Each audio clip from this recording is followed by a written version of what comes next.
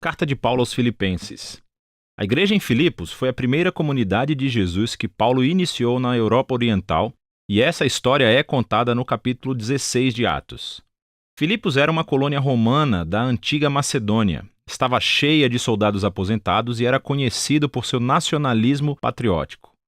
E assim, Paulo enfrentou resistência ao anunciar Jesus como o verdadeiro rei do mundo. E depois que Paulo partiu, aqueles que se tornaram seguidores de Jesus continuaram a sofrer resistência e até perseguição. Mas eles permaneceram uma comunidade vibrante, fiel aos ensinamentos de Jesus. Paulo enviou essa carta de uma de suas muitas prisões e por uma razão muito prática. Os filipenses enviaram um dos seus membros, Epafrodito, para levar um presente financeiro a Paulo para apoiá-lo na prisão. E Paulo enviou essa carta a Epafrodito para agradecer e fazer muito mais. O conceito dessa carta não desenvolve uma única ideia do começo ao fim, como muitas outras cartas de Paulo. Em vez disso, Paulo organizou uma série de ensaios ou vinhetas curtas e reflexivas. E todos eles giram em torno do centro de gravidade nessa carta, que é um poema no capítulo 2. Ele reconta artisticamente a história da encarnação de Jesus, sua vida, morte, ressurreição e exaltação. E então, em cada uma dessas vinhetas, Paulo pega as palavras-chave ou ideias daquele poema para mostrar como viver como cristão significa ver sua própria história como uma expressão vivida da história de Jesus. Então, Paulo abre a carta com uma oração de gratidão e agradece a Deus pela generosidade dos filipenses por sua fidelidade. E ele expressa sua confiança de que a obra transformadora da vida que Deus começou neles continuará em expressões maiores e mais belas de fidelidade e amor.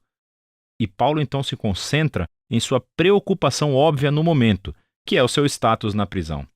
Estar em uma prisão romana não era um piquenique, mas, paradoxalmente, acabou sendo bom para avançar as boas novas sobre Jesus.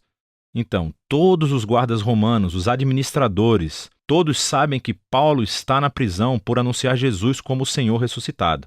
E sua prisão inspirou confiança em outros cristãos para falar sobre Jesus mais abertamente.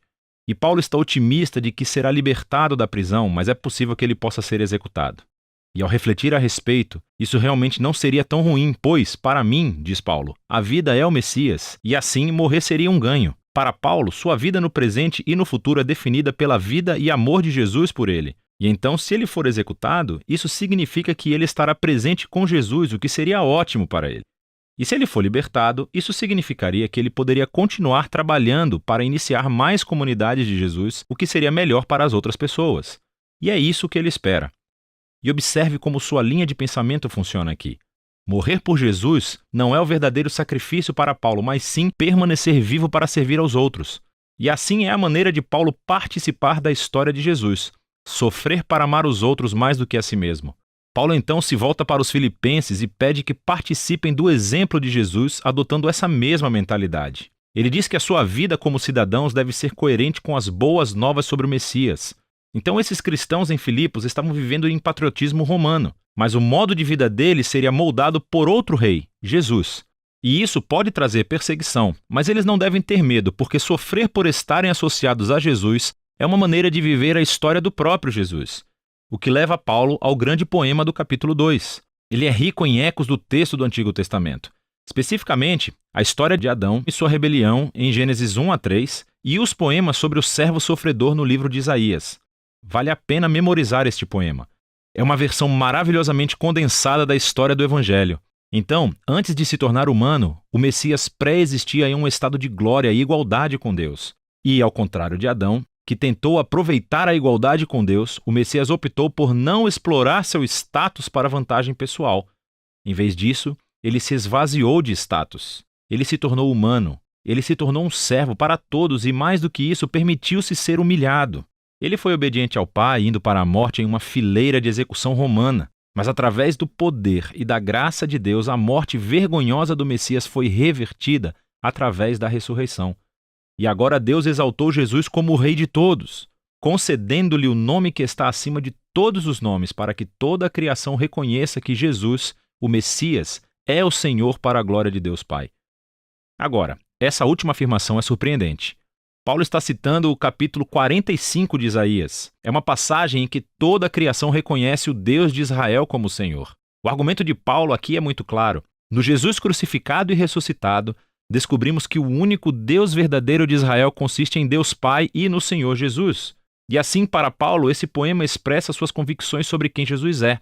E faz mais, oferece o exemplo de Jesus como um modo de vida que seus seguidores devem seguir. E é por isso que Paulo imediatamente conta duas histórias. Primeiro sobre Timóteo, depois sobre Epafrodito, porque ambos são exemplos de pessoas que vivem a história de Jesus. Timóteo é como Jesus porque está constantemente preocupado com o bem-estar de outras pessoas mais do que o seu próprio. E Epafrodito, que os filipenses enviaram com o seu presente, arriscou sua vida para servir Paulo na prisão. Ele ficou tão doente que quase morreu tentando ajudar Paulo. Mas Deus teve misericórdia dele e de Paulo, poupando-o da perda de um amigo. O argumento de Paulo aqui é que esses são os tipos de pessoas que estão vivendo e respirando exemplos da história de Jesus e são dignos de serem seguidos. Paulo então se volta para a sua própria história como um exemplo.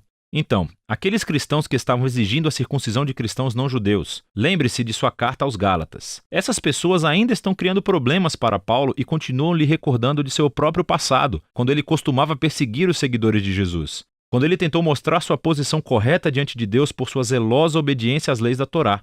Mas como Jesus, Paulo desistiu de todo esse status e privilégio. Ele agora considera tudo isso como imundície. E a palavra que ele usa é, na verdade, muito menos educada. Ele deu tudo para se tornar um servo, como Jesus, e para participar de seu amor sofredor e sacrificial. E ele faz tudo isso na esperança de que o amor de Jesus o leve através da morte e a sair do outro lado para a ressurreição. Então Paulo diz que para os seguidores de Jesus, a sua verdadeira cidadania está no céu.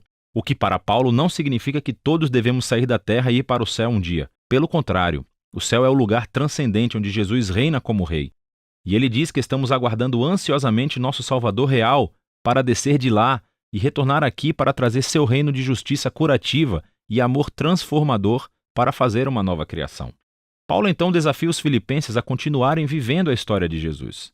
Ele primeiro se dirige a duas mulheres líderes proeminentes da igreja que trabalham ao lado de Paulo. E elas estão em algum tipo de conflito, e por isso Paulo pede a elas que sigam o exemplo de humildade de Jesus, reconciliem-se e se tornem unidas.